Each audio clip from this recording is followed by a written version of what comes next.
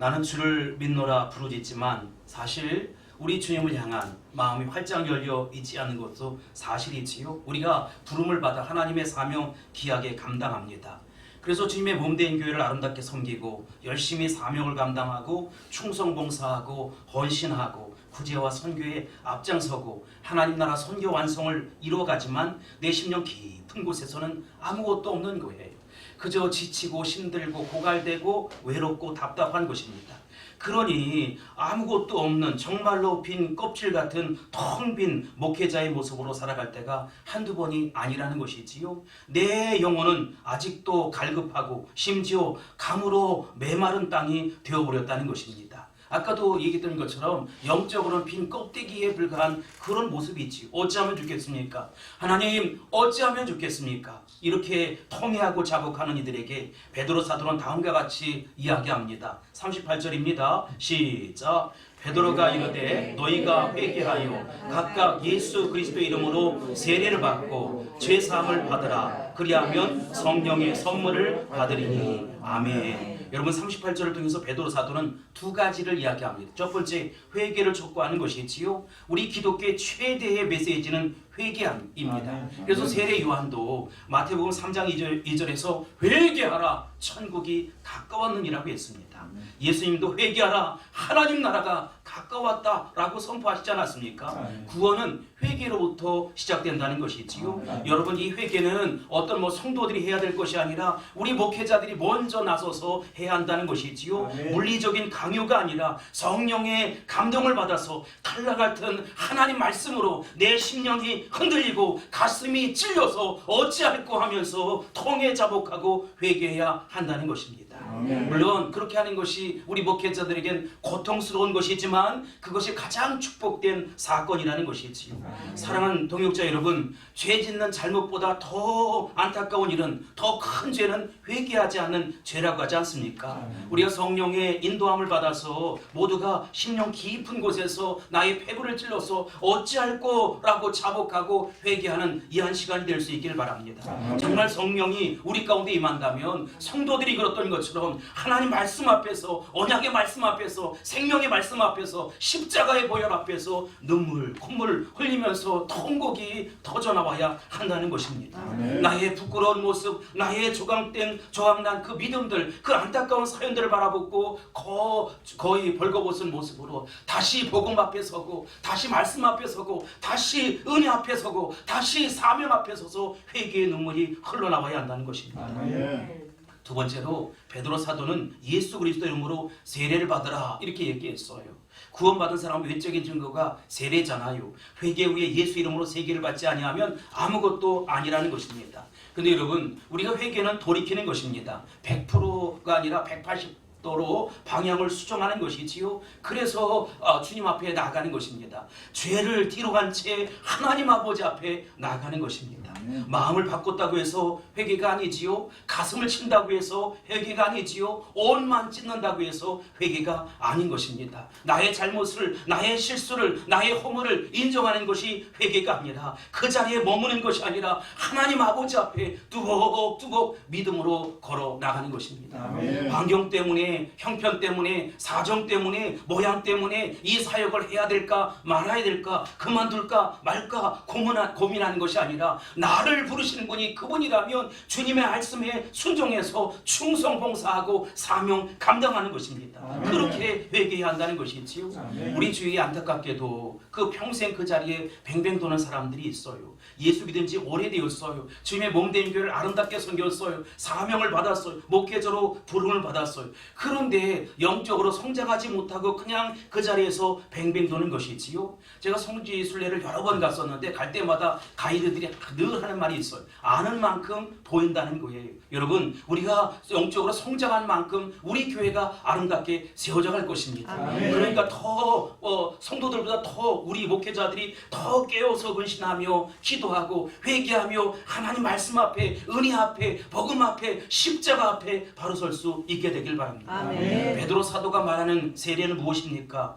우리 주님과 함께 죽는 거예요. 죽지 아니하면 세례가 온전히 이루어지지 않는다는 것입니다. 아멘. 내가 죽어야, 내 자아가 죽어야, 내 육체가 죽어야, 내 죄가 죽어야 내가 다시 산다는 것이지. 아멘. 죽지 아니하면 다시 살 수가 없어요. 아멘. 하나님 아버지 앞에 완전히 으깬 감자의 모습으로 내가 박살이 나고 완전히 부서져야 한다는 것입니다. 아멘. 내가 그리스도와 함께 십자가에 못 박혔나니 그러즉 이제는 내가 산 것이 아니요 오직 내 안에 그리스도께서 사신 것이라. 아멘. 이제 내가 육체 가운데 사는 것은 나를 위하여, 나를 위해서 십자가 지신 그 주님을 위해서 사는 것 아니겠습니까? 아멘. 그런데 여기서 회개하라는 말에 저는 아주 재미있는 단어를 발견했어요. 각각이라는 것입니다. 여러분, 구원도 각각인 것이고 사명도 각각인 것이고 세례도 각각인 것입니다. 우리 목회자들이, 우리 성도들이 그렇던 것처럼 개인적인 결단이 있었을 거예요. 믿음이 필요했을 거예요. 그러나 더 중요한 것은 다시 업그레이드 되어서 다시 복음 앞에 서고 말씀 앞에 서서 결단하고 믿음으로 나아갈 수 있어야 된다는 것입니다. 아멘. 주여, 내가 주님을 믿습니다. 이 사명 감당하겠습니다. 나를 부르신 주님이 나의 주님이라면 그분이 그만두라고 할 때까지는 충성스럽게 이 사명 감당하겠습니다 라고 하는 신앙의 결단이 필요하고 고백이 필요한 것이지. 아멘. 여러분, 오늘 본문 말씀에 보면 참된 목회자는 죄사함과 성령의 은사를 선물로 받는다 이렇게 말씀하고 있습니다.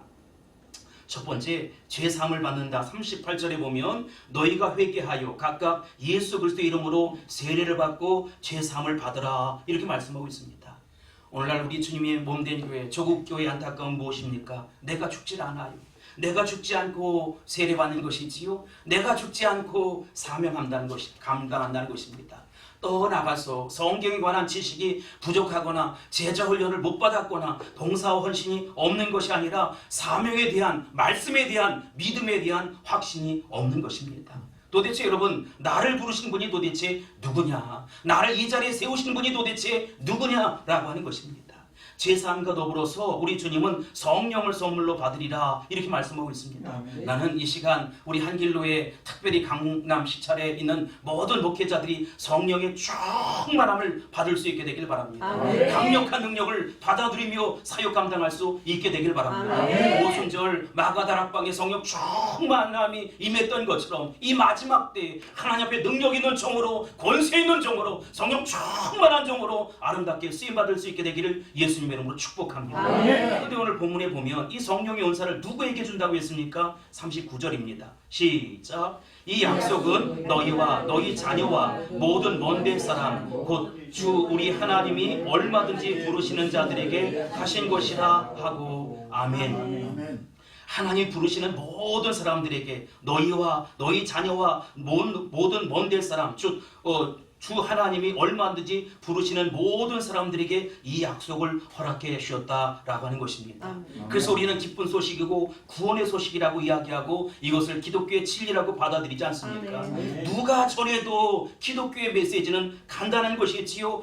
회개하고 예수님 믿으라는 것입니다. 아멘. 그러면 죄사함을 받고 성령의 능력을 받는다는 것이지요. 아멘. 성령의 능력을 받으면 권세 있는 사역을 감당할 것이고 힘 있는 사역을 아멘. 감당하게 될 것입니다. 아멘. 40절 보세요. 시작. 또 여러 말로 확증하며 권하여 이르되 너희가 이 패역한 세대에서 구원을 받으리라 하미. 아멘. 여기서 재미있는 말이 나와요. 우리가 이 장에서 보면 베드로 사도뿐만 아니라 다른 사도들이 가슴에 찔림이 있었어요. 아, 내가 이렇게 살아서는 안 되는데 어찌할 거라고 했을 때 명쾌한 대답이 우리 가운데 주어진다는 것이지요. 너희가 회개하여 각각 예수 그리스도의 이름으로 세례를 받으라. 그리하면 너희들이 죄사함을 받고 능력을 받게 된다는 것입니다. 아멘. 이 말씀을 받는 순간 그들은 달라졌어요. 태도가 달라지고 자세가 달라지고 하나님을 향한 마음이 달라지기 시작했습니다. 아멘. 그래서 그들은 권면하기 시작했어요. 권면하면서 나는 메시지가 뭐냐? 이 패역한 세대에서 구원을 받으라는 것입니다. 아멘. 그들이 전도하고 간증하고 권면하고 상담하고 가르쳤어요. 한 사람 주님의 복음 앞에 들어오기 시작했어요. 십자가의 복음, 생명의 복음 앞에 들어오기 시작했어요. 그런데 그런데 이 복음이 전거되기 시작하니까 이제 3,000명의 무리가 되었고 나중에 5,000명의 무리가 되었다는 것이지요. 여러분, 그 당시 인구 밀도로 볼 때 이 갈릴리 그 주변에 있는 사람들이 그렇게 많이 모였다. 뭐 차가 있었겠습니까? 전철이 있었겠습니까? 버스가 있었겠습니까? 그 많은 사람들이 어떻게 원근각처에서 그렇게 모일 수 있었을까? 대중 교통수단이 없었을 텐데 말이지요. 근데 여러분, 4장 4절에 보면 말씀을 듣는 사람들 중에 믿는 자가 많으니 남자만 5,000명이 되었다는 거예요. 여자까지 합치면 10,000명은 좋게 넘었을 것입니다. 그 성경 그 이후에는 5,000명까지는 괴수하고 난 다음에 그저 많더라라고만 기록하고 있습니다. 여러분, 2000년 전에 예루살렘에서 이런 일이 있었다는 사실이 정말로 믿어지십니까? 이게 사도행전이라는 것이지요. 우리가 스스로를 제한해요. 내 사역 속에도 이런 일이 나타날 수 있을까? 우리의 삶 속에도 이런 일이 나타날 수 있을까? 나타나다니요. 여러분, 나타나고 말고요. 여러분, 당연히 나타납니다. 우리 주님이 한 것보다 더 큰 일을 우리에게 맡겨주셨습니다. 정말로 믿음을 가지고 신앙을 가지고 우리가 사명감을 가지고 나아갈 수 있게 되길 바랍니다. 사도행전 3장에 보면 성령의 나타남의 그 증거들을 이야기하고 있어요. 오순절 마가의 다락방에 성령이 임하고 난 이후에 첫 번째 간증 증거가 뭡니까? 40여 년 된 안진뱅이가 있었어요. 나면서부터 걷지 못하는 자가 있었다는 것이지요. 그런데 고린도산 그 주석으로 만든 미문이라고 하는 그 미문으로 이제 구걸하며 이 안진뱅이가 나간 거예요. 그때 베드로 사도가 요한이 왜 그 길로 갔는지 알 수 없지만 아무튼 그 길을 지나가게 되었어요. 그 모습을 바라보면서 긍휼의 마음이 있었던 것이지요. 그래서 뭐라고 이야기합니까? 은과 금은 내게 없거니와 내게 있는 이것을 내게 주노니 나사렛 예수 그리스도 이름으로 일어나 걸으라, 이렇게 말씀하고 있습니다. 베드로와 요한이 말했을 때 이 사람은 40년 이상을 걷지 못한 사람이에요. 어떻게 이 사람이 걸을 수 있습니까? 성령의 능력이 임하면 은과 금은 내게 없거니와 내게 있는 이것을 내게 주노니 나사렛 예수 이름으로 일어나 걷는다는 것입니다. 여러분, 우리의 사역도 걸어야 합니다. 우리의 사역도 일어나야 합니다. 우리의 사역도 회복되어야 합니다. 주님이 하시면 됩니다. 말씀이 능력이고 말씀이 구원이고 말씀이 생명이기 때문에 그 말씀이 우리를 사로잡아서 완전한 포로가 되어서 그렇게 사용하실 것입니다. 이 시간 우리 가운데 성령의 강력한 임재가 있기를 바라고 다시 그 우리가 사명 앞에 섰던 그 모습 그대로 돌아갈 수 있게 되길 바랍니다. 나를 부르신 주님은 그렇게 쓰임받기를 원하고 나를 사용하시는 그 주님은 그렇게 멋지게 들어 쓰임받기를 원한다는 것입니다. 참된 교회의 목회자는 성령의 임재 속에 살아갑니다. 성령의 완전한 포로가 되는 것이지요. 성령이 임할 때 나타나는 폭발적인 현상이 뭡니까? 전도였어요. 하루에 그들이 120명이 모였잖아요. 500명 가운데 120명이 성령 충만함 받게 되었잖아요. 그 무리가 전도하기 시작했을 때 3,000명, 5,000명 더 많은 숫자가 예수를 믿게 되었다. 여러분, 그런데 이런 현상은 지금도 저는 나타날 수 있다고 생각돼요. 지금이 개척의 시대냐? 지금이 교회 설립의 시대냐? 그런 말이 어디 있어요? 사탄 마귀가 원하는 말이지요. 여러분, 코로나가 문제입니까? 방법은 어려울 수 있어요. 사람들의 마음이 강팍해질 수 있어요. 그러나 주님이 하시면 됩니다. 주님이 들어 쓰시면 됩니다. 주님이 사용하시면 됩니다. 주님을 의지하고 나아갈 수 있게 되기를 바랍니다. 왜냐? 하나님은 어제나 오늘이나 영원토록 동일하신 하나님이라는 것이지. 성령의 능력이 우리 가운데 오면 얼마든지 불가능을 가능케 만드실 것이고 좌절을 절망을 희망으로 소망으로 비전으로 만들어 주실 것입니다. 그리고 그리스도의 장성한 분량에 이르기까지 우리를 이끌어 주실 것이고 세워 주실 것이고 들어 쓰실 것이고 사용해 주실 것입니다. 여기 42절에 보면 그들의 삶을 단편적으로 이야기해요. 그들의 사도의 가르침을 받아 서로 교제하고 떡을 떼며 오로지 기도하기를 심쓰니라, 이렇게 말씀하고 있습니다. 베드로 사도의 설교를 듣고 세례받은 사람들이 3,000명이 되었어요. 그 다음에 그들의 사도의 가르침을 받아 서로 교제하고 떡을 떼고 오로지 기도하기를 전혀 힘썼다, 이렇게 말씀하고 있습니다. 여러분, 제가 욥을 공부하면서 욥이 고난을 몇 세에 당했을까 여러 외경도 보고 여러 주석도 보고 자료도 보니까 한 70살 정도의 고난을 당했더라고요. 근데 고난을 몇 년 만에 통과했느냐? 30년 만에 통과를 했어요. 그래서 100세가 되었어요. 왜냐하면 우리가 욥기서 42장에 보면 그가 140살을 더 살았다는 거예요. 그 240살을 살았는데 70세에 고난을 당하면서 어려움 속에 하루아침에 그 어려움을 당했잖아요. 그가 머리끝부터 발끝까지 온몸에 병이 왔지요. 7남 3녀가 죽어버렸지요. 아내는 하나님을 저주하고 죽으라고 이야기하지요. 그 여종들은 이야기를 해도 들어주질 않는 거예요. 남종들은 그냥 우스갯소리로 이야기하는, 재산이 다 사라져버리고 명예가 사라져버리고 남은 것이 하나도 없어요. 친구들이 엘리바스 빌다스 오발이 와서 아니 땐 굴뚝에 연기나냐, 회개하라는 거예요. 회개해야. 여러분 얼마나 힘들고 어려웠겠어요. 근데 그가 믿음으로 살아가는 것이지요. 하나님을 원망하고 하나님을 저주할 수 없으니까 그가 이런 방법을 택합니다. 어떻게 해요? 생인을 저주하는 거예요. 하나님을 원망할 수는 없어요. 살아계신 하나님, 전능자 하나님의 뜻과 섭리가 있겠지. 그러나 나는 그 주님을 외면할 수가 없기에, 그 주님을 모른다 할 수 없기에 내가 차라리 태어나지 않았으면 얼마나 좋았을까, 내가 이 사명 받지 않았으면 얼마나 좋았을까, 내가 이 사명 감당하지 않았으면 얼마나 좋았을까, 30년을 외치는 거예요. 하나님 섭리 가운데 그 기간이 지나가요. 100세가 되었어요. 그리고 난 이후에 그가 하나님 앞에 존귀하게 쓰임받는 모습들을 우리는 욥기서를 통해서 보게 됩니다. 사랑하는 동역자 여러분, 우리에게도 연단이 있고 고난이 있습니다. 아픔의 시절이 있고 가슴앓이가 있고 눈물이 있습니다. 그러나 합력해 반드시 선을 이루고야 마실 것입니다. 하나님을 사랑한 자, 그 뜻대로 부르심을 입은 자들에게는 모든 것 합력해 반드시 선을 이루어질 것입니다. 하나님의 영광을 드러내 주실 것입니다. 여기 세 번째, 참된 목회자는 사도의 가르침을 받는다라고 하는 것입니다. 여러분, 말씀을 받는다, 감동을 받는다, 중요한 건 말이지 꼭 기억했으면 좋겠어요. 우리 목회자들은 비판자가 아니라 응답하는 자, 말씀에 응답하는 responsibility. 여러분, 우리가 말씀을 비판하고 말씀을 재단하고 말씀을 생각하는 자들이 아니라 정말로 하나님 말씀 앞에 응답하는 자가 되어야 한다는 것입니다. 다른 사람은 어찌든지, 다른 목회자들은 어찌든지 의심하는 자가 아니라 하나님 말씀을 온전히 믿고 의지하며 나아가는 것이지요. 주님의 때가 있는 것입니다. 기적이 상식되는 놀라운 역사가 분명 일어나게 될 것입니다. 내 영혼에도 햇빛 날이 있을 것이고 정말로 황무지 같은 내 인생이 장미꽃 피어나는 그 목회의 이 모습으로 아름답게 바뀌어지게 될 것입니다. 그런 가운데 우리가 해야 할 일이 있어요. 전 에베소서 6장을 이렇게 묵상하다가 17절에 성령의 검, 곧 하나님의 말씀을 가지라, 그 말씀이 있잖아요. 여기 말씀이 우리가 보통 요한복음에서는 로고스로 기록되어 있는데 여기 레마의 말씀으로 기록되어 있더라고요. 오늘 찾아보니까 이게 무슨 말이냐, 여러분, 기록된 말씀이 그때그때 내 삶 속에 레마의 말씀으로 다가와야 한다는 것입니다. 근데 여기 가지라, 이 말이 현재 시제로 되어 있어요. 무슨 얘기냐, 여러분, 과거에 전했던 말씀, 과거의 바울사도를 통해, 과거의 베드로사를 통해서 기록되고 전하고 했던 말씀이 아니라 지금도 살아계셔서 역사하시는 그 말씀이 내 삶 속에 날마다 그때그때 시간 따라서 우리 가운데 임해야 한다는 것입니다. 우리가 로고스의 말씀이 아니라 그때그때 부어지는 말씀으로 가질 수 있게 되길 바랍니다. D.L. 무드 목사님은 이런 습관이 있었대요. 성경을 읽고 난 이후에 꼭 TNV, 어서 오세요, TNV라고 표시를 해 놓았다는 것입니다.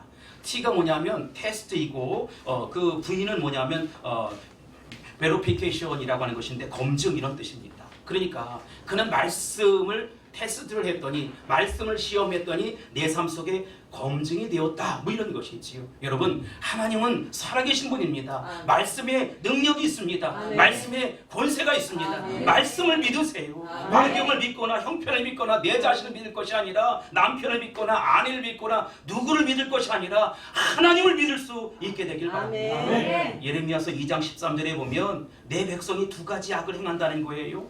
그 악이 뭐냐, 그들이 생수의 근원 대신 예수님, 우리 주님을 버렸다는 거예요. 그리고 스스로 웅덩이를 판다는 것입니다. 그런데 안타까운 것은 그 웅덩이는 그 물을 가두지 못한 터질 웅덩이라는 것입니다.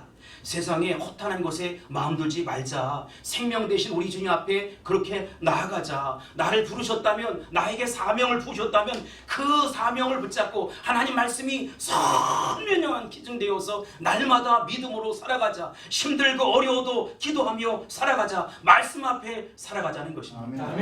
청교도의 목사였던 토마스 왓슨이라고 하는 분이 계십니다.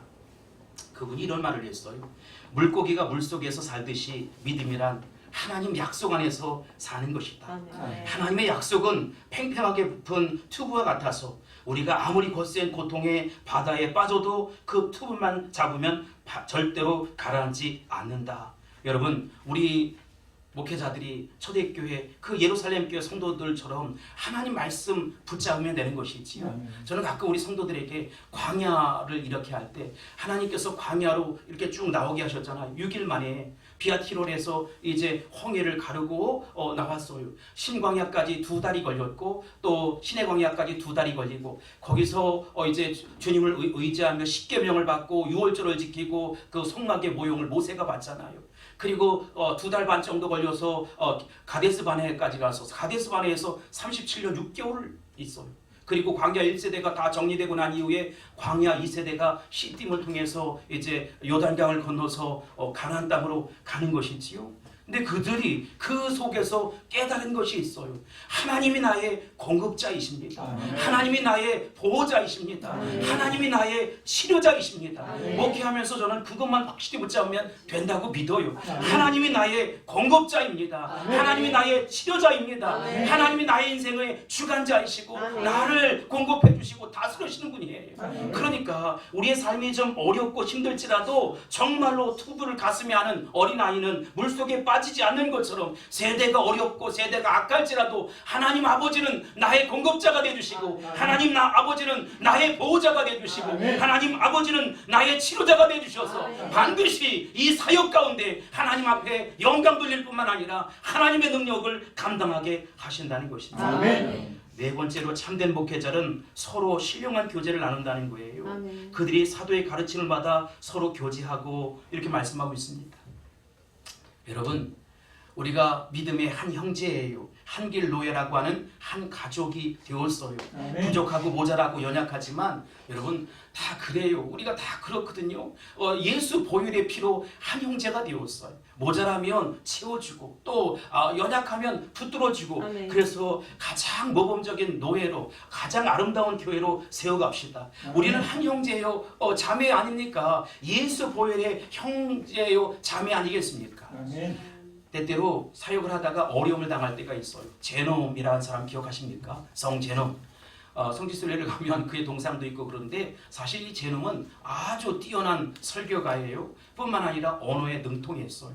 그리고 이제 이 뭐 정치, 경제, 사회문화 모든 것들을 꿰뚫는 실력이 있어서 교황이 될 것이다. 이렇게 모두 다 이렇게 인정을 받는 사람이었는데 갑자기 친구에게 밀려서 그 교황의 자리에서 떨어져요. 그런데 그를 죽여버려야겠다라고 하는 모함이 있기 때문에 그가 어디로 오느냐? 예루살렘으로 도망오는 거예요. 그래서 그 동굴에서 어떻게 되냐? 그때 말이지요. 헬라어로 된 성경을 라틴어 성경으로 바꾸기 시작하잖아요. 우리가 불가타라고 하는 말이지요. 그 불가타라고 하는 이름의 뜻이 보통 사람의 이런 뜻입니다. 무슨 얘기냐? 그 전까지는 성경을 무슨 교황이나 읽고 신부나 읽고 뭐 종교 지도자들이나 읽는 것인데 보통 사람들도 성경을 읽어야 된다 이런 마음의 확신이 있는 거예요. 그 동굴 속에서 몇 년이나 사역을 했느냐? 38년을 했어요. 요세비우스라고 하는 사람의 도움도 받고 또 이름 없는 여인의 도움도 받아서 38년 동안 성경을 번역한 거예요. 그래서 제가 왜 굳이 그 제롬을 이야기하느냐? 그가 그 사명을 감당했기 때문에 그 전까지는 성경을 번역한다 이 생각도 못했는데 그 이후에 영어로, 중국어로, 일본어로 수많은 언어들로 이렇게 성경이 번역이 되어서 세계 복음화의 원동력이 되었다는 것이지. 아멘. 가던 길이 힘들어지고 하던 사역이 어려워져서 우리가 힘들어지고 쭈그러지고 주저앉고 자빠지고 그럴 때가 있어요. 다시 복음 앞에 섭시다. 아멘. 하나님이 또 다른 계획이 있어서 섭리 가운데 더 멋지게 들어 쓰시고 여러분을 사용해 주실 것입니다. 아멘. 마지막으로 그 한 가지 이야기만 하고 마치겠습니다. 오프라 윈프리라고 하는 여인 아십니까? 유명한 TV쇼 진행자이기도 하고 갖가지 상을 많이 받았던 여인이지만 그 아버지 어머니가 어렸을 때 자기 어렸을 때 이혼을 해서 그가 삼촌의 집에 이렇게 살지만 삼촌에게 성폭행을 당하고 말도 안 되는 고통의 나날들을 보냈어요. 이곳저곳에 전전긍긍하는 삶을 살 수밖에 없었습니다. 그 당시의 모습을 그가 진행하는 토크쇼를 통해서 이렇게 얘기했어요. 나는 아버지가 나를 안아주신 경험이 단 한 번도 없다. 한 번도 내 아버지는 나를 안아주신 일이 없다. 내 어머니에게서 사랑한다는 말을 들어본 적이 없다. 여러분, 그게 그분에게 상처가 된 것이지요. 지금 부모를 생각하면 그래서 가슴에서 찬바람이 일어난다는 거예요. 한 번도 안아준 경험이 없는 아버지를 어떻게 따뜻하게 여길 수 있겠어요? 한 번도 사랑한다 말을 들려주지 않은 어머니를 어떻게 그 사랑으로 다가갈 수 있겠어요? 사람은 안기면 건강해진다고 그래요. 암기는 느낌을 자주 맛본 아이는 건강하게 자란다는 것이지요. 허그를 통해서 피부가 닿고 신체가 접촉하는 그 모습 속에서 평안함을 느끼고 스트레스가 줄어들게 되고 그런다는 거예요. 여러분, 어찌 육신에만 해당이 되겠어요? 우리 영혼도 마찬가지입니다. 우리가 다 힘겹고 어려운 삶을 살아가기도 하고 힘겹고 어렵게 이 사명 감당합니다. 누가 가라고 해서 간 것이 아니라 우리 주님이 부르셔서 갔어요. 그만두고 싶지만 주님이 그만두라는 말을 하지 못하니까 그 길을 계속 가는 것이지요. 잘하신 것입니다. 여러분, 이 혼잡한 세상 속에서 마음의 평안함 없이 속사람의 강건함이 없이 어떻게 살 수 있겠어요? 그러나 여러분, 우리가 주님이 나를 품어주시고 안아준다는 사실을 기억하십니까? 하나님 아버지는 나를 외면치 아니하시고 하나님 아버지는 나를 버리지 아니하시고 하나님 아버지는 내가 능력이 없다고 지혜가 없다고 실력이 없다고 가진 것이 없다고 외면하지 않아요. 어떤 목회자들처럼 말이지요. 절대로 그러지 않아요. 두려워할 필요 없어요. 당당하게 살아갈 수 있게 되길 바랍니다. 다른 사람들은 다 외면할지라도 하나님 아버지께서 나를 품어주시고 하나님 아버지께서 나를 안아주신다는 것입니다. 아버지 하나님께서 나를 안아준다면 그게 뭐가 걱정이에요? 예루살렘 공동체에 많은 어려움들이 있었어요. 그러나 여러분, 그들이 흔들리지 않고 이 사명 감당할 수 있었던 이유가 뭐냐? 그들의 강한 확신이 있었어. 하나님 아버지께서 이를 기뻐하신다는 거예요. 하나님 아버지께서 이를 좋아하신다는 거예요. 하나님 아버지께서 이것을 정말로 사랑스러워 한다는 것이지. 그런 확신이 드니까 기쁨이 평안이 넘치기 시작했어요. 눈앞에 보이는 문제가 아니에요. 여러분, 우리 성도들에게 늘 설교하잖아요. 문제보다 크신 하나님, 사건보다 크신 하나님, 나의 목회 사역보다 더 크신 하나님, 크신 하나님께서 강하게 크게 역사해 주실 것입니다. 그러니까 그 주님 의지하고 여러분 마음의 평안함을 갖고 우리는 믿음의 동역자예요. 못할 말이 뭐가 있겠어요? 서로를 보듬고 위로하고 아름답게 세워가서 하나님 나라 선교 완성을 이룰 수 있게 되길 바랍니다. 저는 개인적으로 하나님을 아버지라고 부를 때마다, 새벽에 부를 때마다 정말 나도 모르게 마음속 깊은 곳에서 촉촉하게 젖어드는 행복이 있어요. 하나님이 나를 품어주시는 거예요. 하나님이 나를 안아주시는 거예요. 여러분, 지금 나의 감정, 나의 무슨 감동, 은혜 이런 게 아니고 하나님은 언제나 불꽃 같은 눈동자로 나를 지키시고 보호해 주신다는 것입니다. 이제 용기 백배에서 우리 강남시차 우리 목사님들은 사역을 잘 하시지만 더 힘을 얻고 이 사명 감당할 수 있게 되길 바랍니다. 그래서 마지막 시대에 땅끝에선 증인의 모습으로 참된 목회자로 존귀하게 멋지게 쓰임받는 저와 여러분이 다 될 수 있기를 예수님의 이름으로 축복합니다.